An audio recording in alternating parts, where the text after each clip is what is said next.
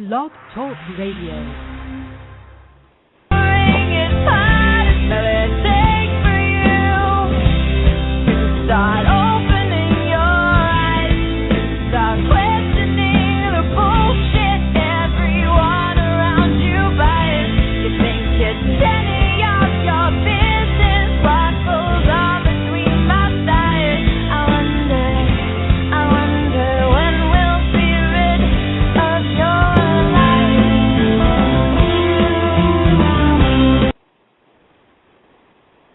Hi, everyone, and welcome to the Pink Atheist. I'm your host, the Godless Vagina, and just waiting for my co-host, Jimmy, to get in here. Hello? Hi, everyone. Hi, Jimmy. Welcome to the show. Well, welcome to everybody else that's listening. Okay, so we're a little off because buttons and learning everything. So, Jimmy, I'd like you to take a moment and introduce yourself. Okay. First of all, I've been an atheist in Mobile for about 10 years, out and loud for about 5. And recently some friends of mine and I started the Mobile Atheist community as a spinoff of a former group, the Alabama League of Reasons. And we've done a lot to help with charity organizations here in the local area, and it's really blossomed into a great social environment. And we're just glad to be here. That's great. Now, I understand you're an important member of the Mobile Atheist community. Well, I am the vice president, but it really doesn't make me any more important than any of the other members. We pride ourselves on, each member has an equal say, and so I would like to say right now, though, since we're on that subject, that I don't speak as Mobile Atheist community in anything I do as personally like this in the podcast. Sure. Now, I do understand you guys do a lot of work with Ronald McDonald Charity House. Well, yes, we do. We that's actually one of my favorite charities that we do. We've also done some work with food banks. We have several members that are dedicated to the local area food shelters and stuff. And then we've got some work coming up for the cerebral palsy, United Cerebral Palsy here in the area, which is a national organization, but we plan to do some work on a local level with them. That's great. That's really great. And just to let everybody know who I am, I'm sure most of you already know me. I call myself the Godless Vagina. I am a very outspoken liberal atheist. I am a feminist in that I believe that both sexes should have equal rights. And I think that with everything going on in our society right now, that's very important. So today on the show, what we're going to talk about, a few issues. We want to go over a little bit of news, and then we were going to get to sin and repentance. However, considering the news events that we've seen this week with Ryan and Aiken, I do want to get to those first. So we might not have time for sin and repentance. And Jimmy, if you'd like to talk about the first news topic. All right. One of them I want to bring up is the gunman in Manhattan, the Jeffrey Johnson, who walked up and execution-style shot his former boss with 5 rounds to the head, and then pulled his weapon on police officers and received 14 rounds, which ricocheted bullets and other police fire wounded 9 people. So this is just another horrific example of the gun violence in America that needs to be addressed, and I'm sure we'll do that on another show. I just still would like to just highlight that news for just a second. Sure. I think that is something we do need to talk about on a future episode, and one of the things that is my concern is the volatile nature of people on either side of it. So, yeah, we'll have to get into that maybe in a few weeks here. And another one that I wanted to do, something that you and I spoke about that we want to do every week, and I hope our listeners will enjoy. We're not that prepared for it this week, but we plan to have a curiosity update to try to keep you posted on what Curiosity is doing on Mars for us. Right now, on an average day, it's getting around 23 feet per day. And that's also given the pings that it takes of an 8-minute time lapse for signals to and from. So there's a 16-minute round trip for communications and then an additional time for response on both ends. So it's pretty impressive that it's getting 23 feet a day. So we're looking forward to keeping everybody posted on that because we're waiting for the big story to come out of that. Sure, absolutely. And I think it's going to be amazing whenever we see some real science information feedback. And, you know, they have a laboratory on board. So I think that in the future we will get some great news, and I'm just waiting for that. Yeah, and then, yes, me too. So our big topic today, and the one that is very personal to me, is the situation with Ryan and Aiken and their stance on women's right to her reproductive organs and, you know, the right to abortion. And those for me, with what Senator Aiken said about a woman's body shutting down if she's legitimately raped, was pretty offensive. But then when I listened to some of what Ryan is saying as far as parental rights for rapists and not being able to terminate even if you are legitimately raped, and it just being another form of conception. It's pretty disgusting, actually, and so I really wanted to talk about that today. Oh, absolutely. And he has said that he doesn't feel that there should be anything different. It's a conception. And a conception is a conception to him. He doesn't care how it got there, and that is horrific to me. I find that disgusting. Yeah, absolutely. And of course, his history shows that he will continue to support those bills no matter who puts them through. It won't matter whose name's on the bill. If there is a bill to block abortion in any way, even for rape victims, Ryan would sign it. Yeah, and he has in the past. I mean, he's actually been the co-sponsor of legislation that is detrimental to women's rights and giving rapists permission to have parental rights to children that they father through rape. Yes, and then that's horrible to me. Yeah, and, you know, one of the things that I want to say to the audience listening out there, first of all, hi to you all, and thank you for joining us. This is the problem with the policy that we're getting into, and it has everything to do with religion. I mean, you have these radical right-wingers who are so caught up on dogma, and they're insane with it. And you have, you know, this man is running for president who believes in magic underwear. And apparently in his magic underwear is a magic penis that should have all rights to control over a woman. And I find it absurd and abhorrent that he chose a running mate who is even more radical and even more insane about blocking women's rights. Neither of these men know what it's like to be a struggling, poor woman trying to make ends meet, winding up pregnant out of a bad situation, whether it be abuse or drug use or whatever it is, and then not be given the right to choose with your own body what you're going to do. That's right. That's right. And in my opinion, and I'll speak out on this subject from the man's side as supporting women, I don't think that it should be an issue where it's an all-man legislation that's going to dictate what a woman can do with her body. That just, to me, sounds obviously a bit one-sided.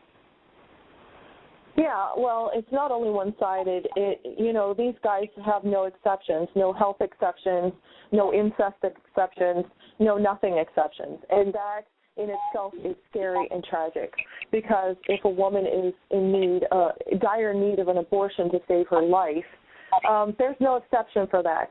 And if a woman is raped and the product of her incestuous rape is going to be having genetic mutations, they don't even allow abortion in that case. And it's kind of scary because it seems that the Republicans don't just want to limit reproductive rights for women, but all of their rights as far as social equality. It feels like we're living in 1902 instead of 2012. Yes, it does. Just to let you know, Rachel, off that topic, I've gone blind on my end, so you're going to have to take care of whatever you can from that side. I can't see chats or anything from where I'm at. So Okay, I've lost all that. Just so you know. Okay, and just so the chat guests know, if you want to say anything, have any questions or statements, we can read those on the air. I can see exactly what you're saying, so you can feel free to talk to me. And back to the topic, one of the things that I want everybody to know, when you vote this November, even if you believe a little bit of what the Republicans are saying as far as the social issues and where our country lies as far as economic growth, when you vote with a party, you vote with everything that they believe. And even if you think that they can't reverse Roe versus Wade, with enough Republicans in office and enough pull, they have every right to reverse Roe versus Wade. And I can't imagine how many women are going to have to suffer in order to reverse that again. And that's not a position that we should have to be put in. I call myself the godless vagina for a few reasons, and one of those is standing up for women's rights. But it's also saying to them, first of all, I don't believe in your God. I don't want to buy into your religion.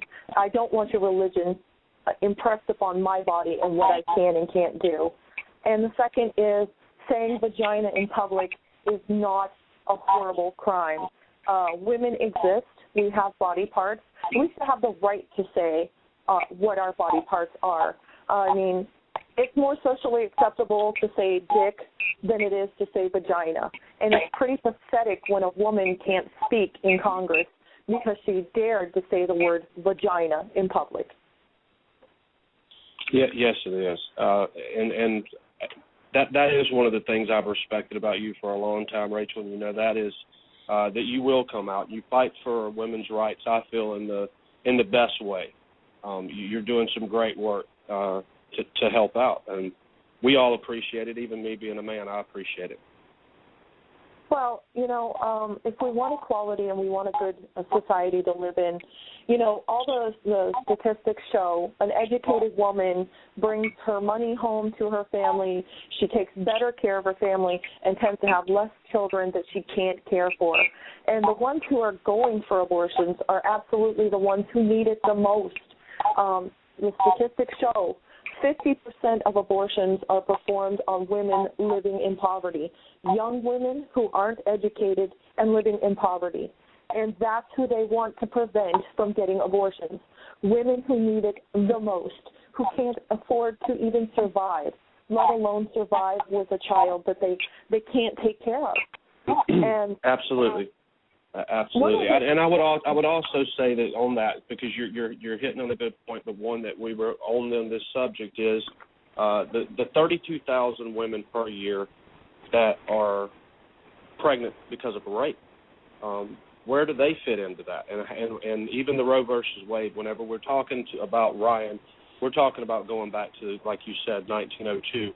And we're going to reverse it on them as well, and that's what's horrible. Those women's losing their rights. Yeah, and Senator Aiken obviously never took a biology course or a sex ed course because he missed the fact where you can't prevent pregnancy just because you're raped. In fact, some women have orgasms when they're raped, not because they're enjoying the rape, but because their body responds to what's going on. Jimmy, I can hear you reverberating.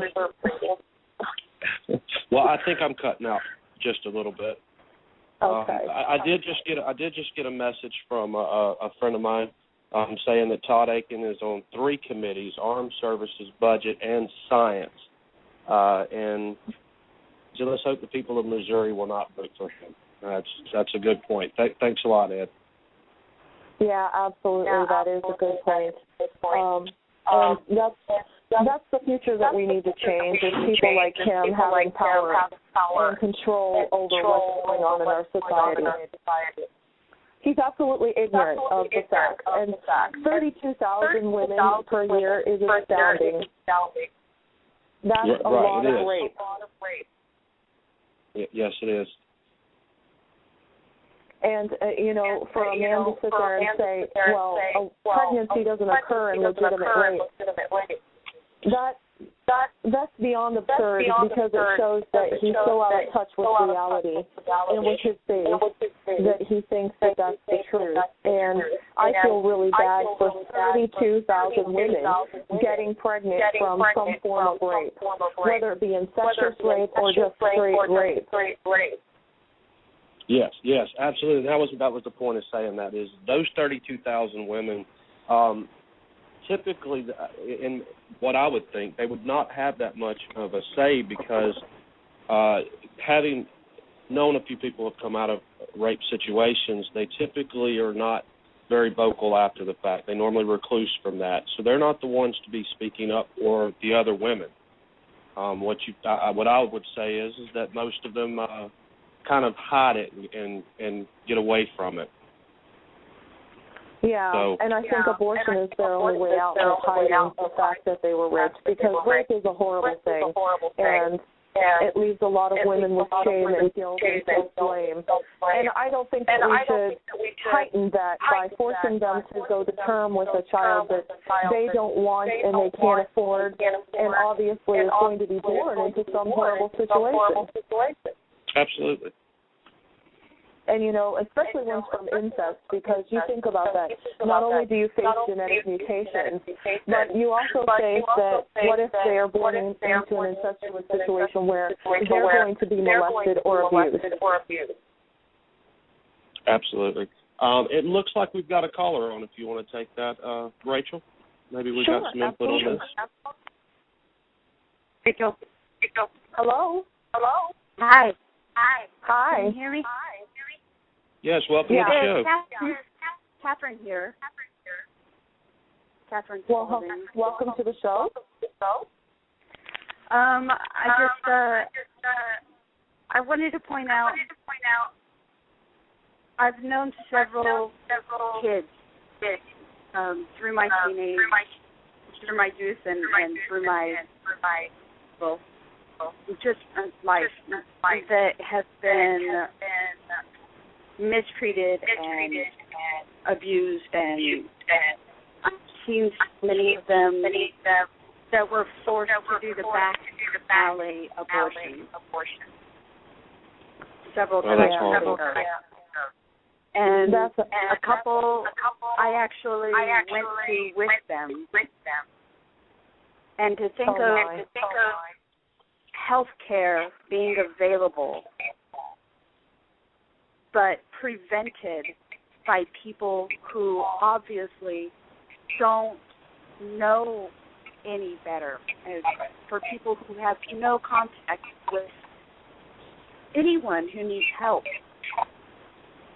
whether it's someone who is, and it doesn't even matter whether it's male or female, because when you talk about this stupidity of forcible rape, or whether it's a real rape, it's idiocy. And then you only qualify it to being a female that's being raped, when there are males that can have it done too. Okay, male can't get pregnant, but still, they can still go through the mental and the physical abuse that is rape. That's very true. Having held back from them is just incredibly ignorant. It's just ridiculous. It's horrible. Yeah. And, the first point that you made about backdoor abortions or non-medical procedures like that, those are very scary because, a woman who has an abortion that's not done in a medical facility, she definitely has the chance of hemorrhaging and dying from that, or facing, a lot of infection and other problems. And that's why it's so important that this continue to be done by medical professionals and not have to be done in, tragic situations where the medical help isn't available should something go wrong. Well, when I lived in the South, that was something that actually came up twice that I know of, where a friend of mine was raped by her father. And it's touchy, but she's speaks. And but the first time she had to go through an abortion because of what happened, and it was done quite literally not 2 miles down the road. And I remember going with her and walking down the road with her. And, you know, it was a horrible experience, but the fact was that we were too scared to go anywhere else. At the time, you didn't want to go to a doctor. You didn't want to go to a hospital. You didn't want to go to the police because the repercussions from that could almost be worse. Yeah, I understand. And you know, when you can't go to a church and there's no one that you can go to except to get support from someone who hopefully is doing what they're doing in a slightly sterile environment, you know. And at that time, It was a vet center. I mean, it was horrible and it was degrading, but it was at the same time, it was like, okay, at least we're okay, you know, and that she was okay and that she survived it and that she helped other people deal with this similar instances. Yeah. Well, and that brings another point. What, Jimmy? Well, actually, I was going to ask, without going into any details at all. You say that this happened in the South. Any just close to where in the South that was? Oh, sure. Savannah, Georgia. Okay, because we're in Mobile, Alabama, so we're actually a little further south than that, and I have heard some pretty bad horror stories here in this area. So, yeah, and I'm sorry to hear that you had to go through that, by the way. Well, you can get horror stories anywhere, you know. And for us, actually, it other than apart from what happened, it was something that neither one of us actually looked back on and regret it happening, because both of us have used it to meet other people and be able to sympathize and be able to help, whether it was women or men that have experienced similar, similar, you know, atrocities. There were just so many bad things, but it doesn't matter where you go. I mean, we've lived in Oregon, in California, we've lived in Arizona, and obviously Georgia and New Mexico, and you know, there were just as many bad things in all of the places. All you have to do is look for it. And it's incredible that there are so many people that are up in politics that are all around the United States, and it's amazing. It's like, how can they not see? How can they go out and go to a rally or go to a fundraiser or go to any kind of medical doctor at all who says that they're knowledgeable? How can they go and talk to anyone and not have things like this shoved in their face, and then not start to believe it and not want to research it and not want to actually look into it and see, okay, well, if there's enough people that say that I'm wrong about something, isn't it my job, isn't it my duty to go and look at that and look into it and do the research? Instead, they're just living off of the lies that are being told, and then they go and lie themselves. It's absolutely mind-boggling. Yes. Yeah, and you know, one of the things that I think that we need to do as a society is teach young women that it's okay to have an abortion. You know, I understand everybody has a definition of when life begins. As a scientist, you know, we understand that life begins when it can self-sustain, when it can grow. And I really am an advocate that young women need taught it's okay to have an abortion. It's okay to do what's necessary to prevent more suffering and more tragedy in life. And I think that if we got more education to people who are living in poverty, we could perhaps change the future of a lot of women. Yeah. Even if it's someone who's not living in poverty. My sister is a middle class, and she went through almost an entire pregnancy, and without the proper medical, she ended up having to have an abortion or a pre-pregnancy, a birth. basically, but the baby was stillborn, and I hate to think of what would have happened to her if that hadn't have been available. If she hadn't have been in the military, or if her husband was in the military, then she would have gotten absolutely no coverage, no support or anything, because the area that she's in, they don't support that. They don't let you have the knowing that it's dead. They just let her, make the term if it was a regular hospital. And, people actually join the military proper health care. It shouldn't be so limited. It shouldn't be. Yeah, that should not be the case for anyone. That is a terrible situation. I think it would be safe to say that in a future show, in addition to the other topics we've already said that we're going to hit on, healthcare will obviously be one of them. Absolutely. And so we need to hit on this from several different angles.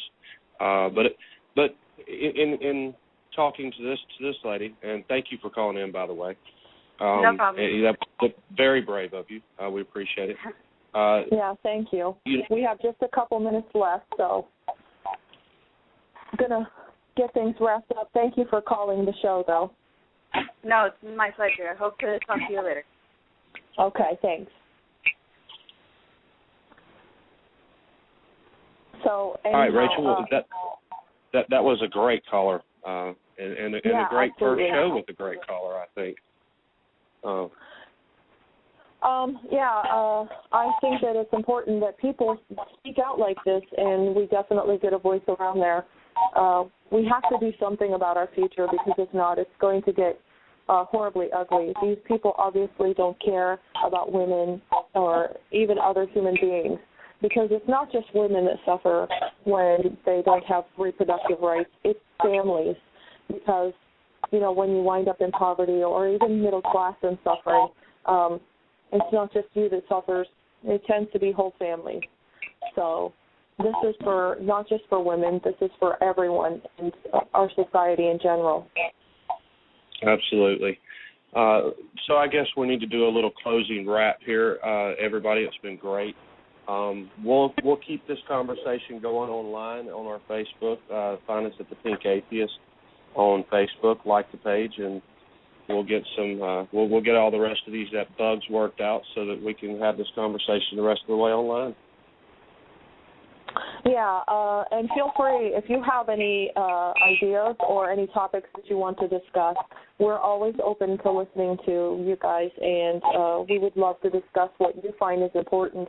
And there's a lot of topics for the atheist community to go through, and I think it's important that we be very vocal, and we get not just atheism out there, but we get the ideas of a better society out there, because Christianity has been working on this for years and years, and they finally compelled people to listen.